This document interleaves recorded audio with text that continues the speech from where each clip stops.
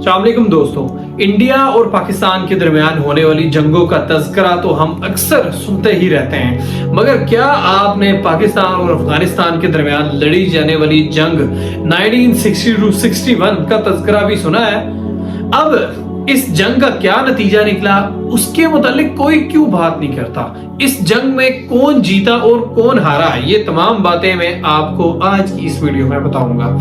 دوستو، 1947 میں جب پاکستان آزاد ہوا تو افغانستان وہ واحد ملک تھا جس نے یونائٹڈ نیشنز میں پاکستان کی ممبرشپ کی مخالفت کی، مینز کہ اس نے پاکستان کو ریکگنائز کرنے سے منع کر دیا اور پاکستان کو ایک انڈیپینڈنٹ ملک ماننے سے انکار کیا۔ اب اس مخالفت کی ہسٹری کی اگر بات کریں تو اس کی بڑی وجہ برٹش انڈیا اور افغانستان کے درمیان ہونے والا وہ معاہدہ تھا جس کے مطابق ایک لائن کے ذریعے دونوں ملکوں میں بارڈر قائم کیا۔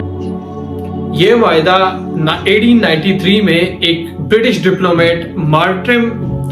ڈیورنٹ اور عبد الرحمان خان جو افغانستان کے امیر تھے ان کے درمیان طے پایا اور اسے ڈیورنٹ لائن کا نام بھی دیا گیا۔ اب 1947 میں جب پاکستان اور بھارت آزاد ہوئے تو انگریز جاتے جاتے کشمیر اور آزاد ریاستوں کے تنازعات کے ساتھ یہ ڈیورنٹ لائن والا مسئلہ بھی وراثت میں چھوڑ گئے۔ اب افغانستان کا یہ ماننا تھا کہ ڈیورنٹ لائن والا معاہدہ برٹش اور افغانستان کے درمیان طے پایا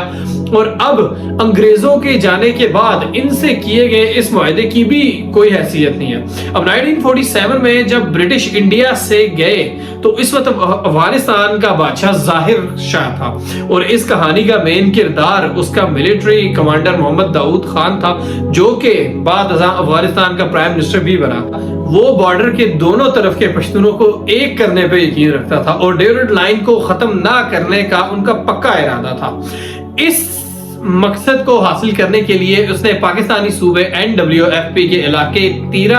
اور رزماک میں در اندازی شروع کر دی اور ان علاقوں میں افغانستان نے بھاری مقدار میں اسلحہ اور فنڈنگ بھی کی تاکہ پاکستانی پشتونوں کی وفاداری کو تبدیل کیا جا سکے۔ اب 1949 میں افغانستان نے ایک جرگے کے ذریعے پاک افغان بارڈر کو مسترد کر دیا اور پشتونوں کو ایکسپورٹ کرنے کا اعلان کیا۔ پاکستان اور افغانستان کے درمیان جھڑپیں جاری تھیں اور اسی دوران 1955 میں کابل میں پاکستانی ایمبیسی کو نظر آتش کر دیا گیا۔ اب قندھار اور جلال آباد میں بھی کنسولیٹس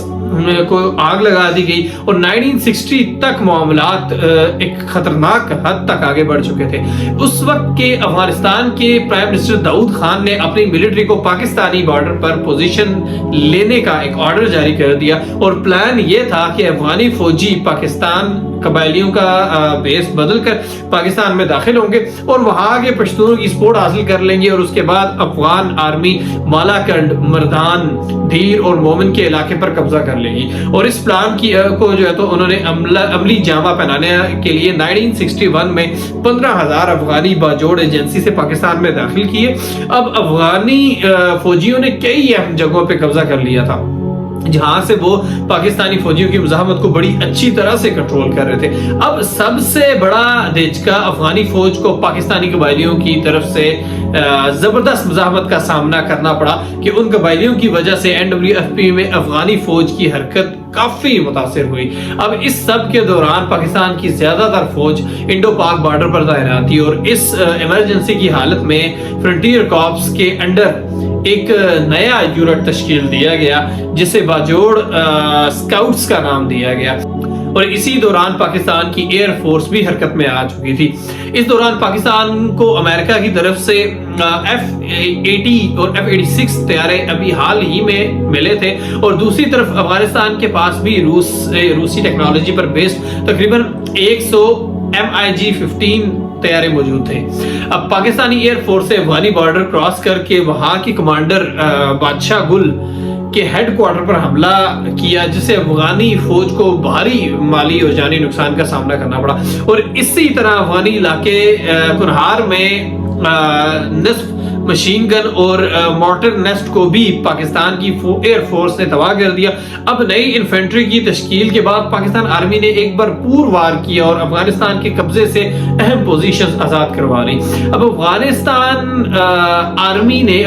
آرمی نے بیسیکلی وہاں کا راستہ پکڑنا چاہا مگر پاکستان آرمی نے چاروں طرف ان سے جو ہے تو انہوں نے ان کو گھیر لیا اور آخر کار افغان فوجیوں نے ہتھیار ڈال کر سرنڈر کر دیا اور افغانستان کے لیے لیے یہ شکست کافی بھاری ثابت ہوئی،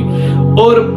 پھر آنے والے وقت میں افغانستان پہلے کی نسبت کمزور پڑ گیا اور جو پھر پراکسی وارز کا ظاہر شکار ہو گیا۔ اب افغانستان جس بھی حالت میں ہے سٹل اس بارڈر یعنی ڈیورنڈ لائن کو ایکسپٹ نہ کرنا ہی ان کی آئیڈیالوجی کا حصہ ہے، اور یہی چیز ہے، اور اسی چیز سے پاکستان کو ہمیشہ خبردار رہنا ہوگا۔